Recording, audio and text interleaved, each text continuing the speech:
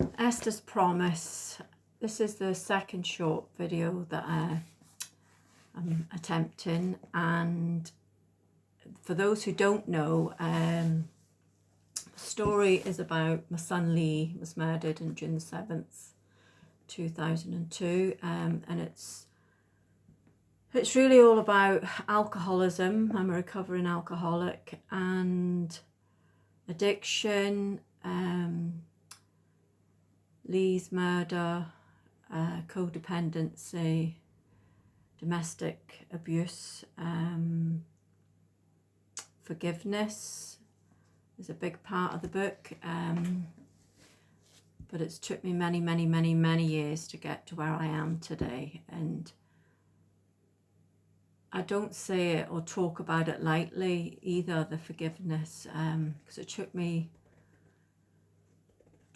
so many years, and it was my wee mum used to talk about it, and back then I would hear nothing of it, absolutely nothing. I wouldn't listen, didn't want to listen to her. I used to literally throw her out my house, but she was only trying to show me, you know, the way forward, Esther, is to forgive. I just couldn't see it, didn't want to, you know. I was really trapped in my own prison, bound up, completely bound up, didn't want to let go. And yeah, I talk a lot about God in the book as well, you know, because without God, I wouldn't be sitting here, and wouldn't have wrote the book. I know it was God that was pushing me and urging me and shoving me to write this book. So yeah, I do. And again, I'm not preaching. I wouldn't shove my faith on anyone. I tell everyone about God because I just hope, you know, who's somebody who doesn't even, and I have come across people who don't even know.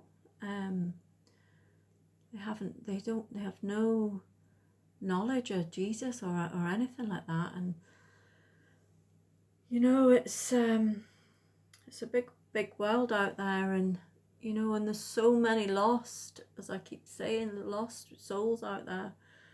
And the whole point of me writing this way back, starting to write, was I used to say to Lee, if this book helps somebody, Lee, if this book helps somebody, it'll be well worthwhile. And I've never written a book before. Didn't know how to. I just started to write bits of paper everywhere, and just whenever the urge come on me, I'd start to write, and it did help me quite a lot. So if anyone's out there who's thinking on writing a book, go for it. You know, I used to think I was inadequate, I wasn't intelligent enough. That self-talk that I used to drum into my head, you know, it would stop me from doing quite a lot of stuff in my life. You know, these days I try my best not to listen to it. Yeah, so it's raw storytelling. You know, I've opened my heart in the book, and I am going to start doing little recordings, hoping, because the last one I did blew me away. You know, the response I had back, and you know, and the private messages. So I'm glad now that I did it, you know, and I've had another urge again tonight to do this. What I'll do, I will read. I'll start off from chapter 1, and each one of my chapters. There's Lee there for those who don't know him. I've put little Bible verses on the top, and little angels. Just a little verse that will relate to, you know, whatever the chapter is about. And it is a big book. There's a lot of hope in it, I hope. Well, I know, you know, it's helping people. But most of all, you know, it helped me. It really did. And I, as I say, I talk about God a lot. I know when God's talking to me, because it doesn't go, and I just know, again, in my spirit, you know, that he's guiding me. And you know, even the fear of doing this video, for those who know me, you know, this is a big thing for me to do, but I want to, you know. So again, it's Feel the Fear and Do It Anyway. That was the very first self-help book I ever read. Feel the fear, but do it anyway. Because if not, you just stay stuck. You just stay stuck, and I don't want to anymore. So hopefully, you know, these wee readings or whatever will help somebody who's listening, or whoever's reading it. You know, feel free to message me. People have done that already anyway. And the feedback, you know, it just makes it all worthwhile. As I said, especially for first-time authors. Well, for me, you know, it does mean a lot, and I just love being able to help somebody, you know, if I can. And I started off the book, I've changed the book right up until the last minute. I started it differently, but I changed it to the day that Lee was killed, for the first chapter, and it's called Fatal Friday. So here we go. Friday, June the 7th, 2002 is a day that will be forever engraved in my heart, mind and soul until the day I die. It started off just as another Friday for me, but it's a Friday I will never ever forget. It was a glorious sunny summer's day, and there was World Cup fever everywhere. England versus Argentina was the first European match to be played. My son Lee, aged 18, had booked half a day off work and had planned this day for weeks. His life now revolved around football, his sweetheart Michelle and his friends. Newcastle United was his team, he idolised them, and Alan Shearer was his idol player. He had woken up early that morning, which was unusual for him as he loved his sleep. He had been staying with my mum, and she was surprised he had got himself up without any prompting from her, and was soon out the door with a spring in his step.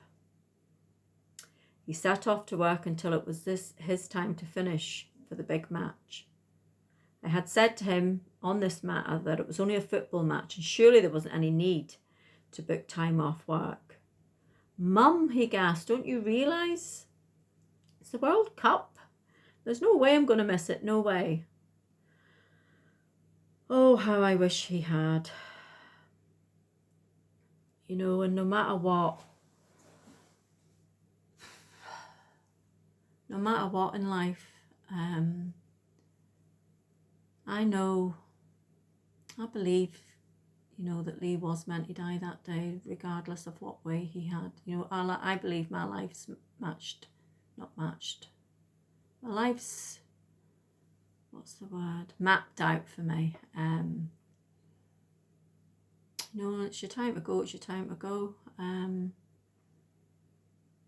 But I just wish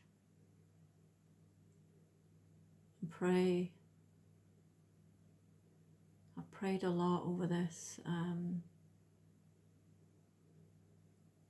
No other mums have to go through this, and they do, you know. They do. You know, knife crime at the minute is, you know, it's just absolutely heartbreaking, the way the world's turned out, and there just doesn't seem to be any stopping.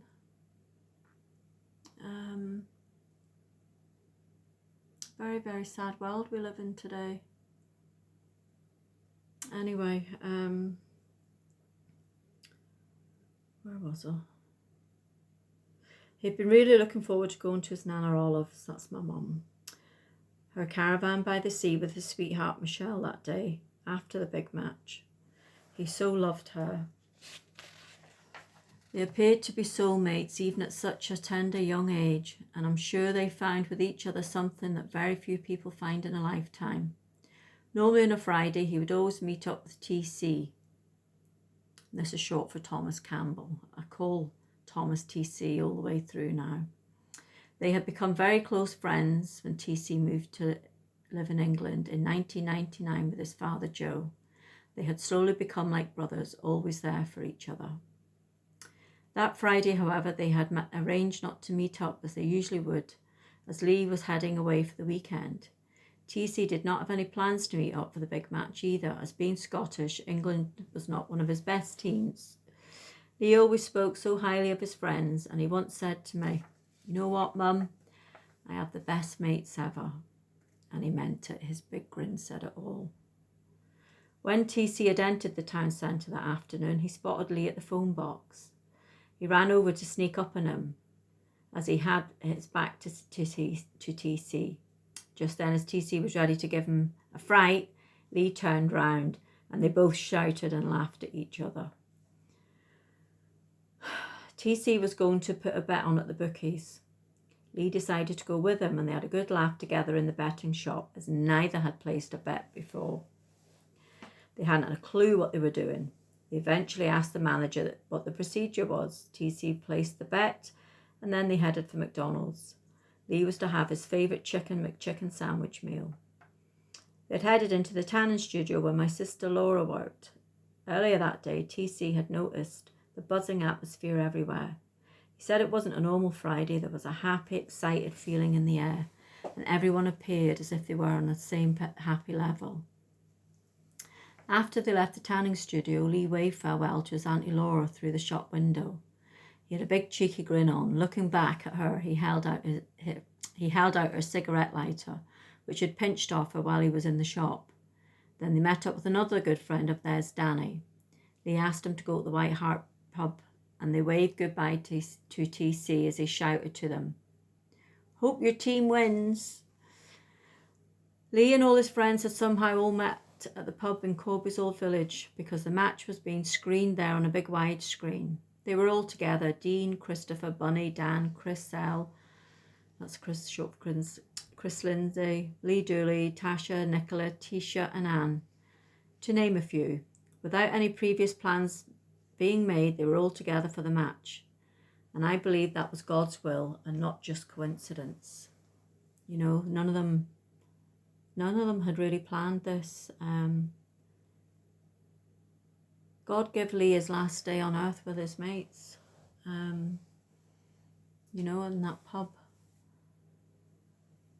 And to this day, I always think if I had done this or he hadn't done that, and you know, I used to drive myself insane. There's no point in doing that. What is, it is, and there's nothing I can do about it. You know, for many, many years, I used to look at other young men and think, why not him? Why did it have to be Lee? And, you know, only God has the answers to this. And I'll never know until I get up there. And there's no need for me to know, is there? There's no need for me to know. It's really quite difficult some days. Acceptance is the key. Acceptance in my life. You know, once I accepted what had happened,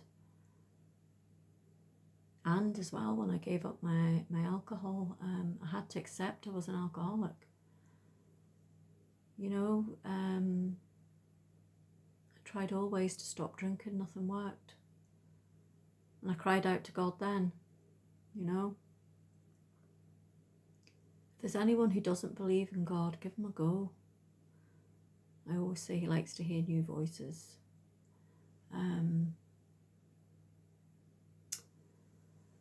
Anyway, it's just I'm going to leave it there. I'm just going to read a little bit each time I come on here. And I believe tonight my main point, my main reason for this is to just mention God to whoever might need him. No, it could be anything that you're going through that you're struggling with and you don't know what to do. Give him a go. Give him a go. And as I say, I'm not here to preach. I'll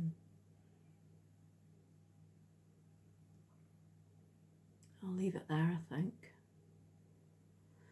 So yeah, I'll be back on again. I look forward to your messages and all the feedback again. I think I'll have to do a little YouTube channel or something again. I really haven't got a clue how to do that, but I've got plenty of people around me who's offered to help. I just want to connect with people, you know. And the way things are at the minute, this is the only way I can do it. Yeah, so whatever you're doing, have a nice evening, and I'll see you again soon. Adios.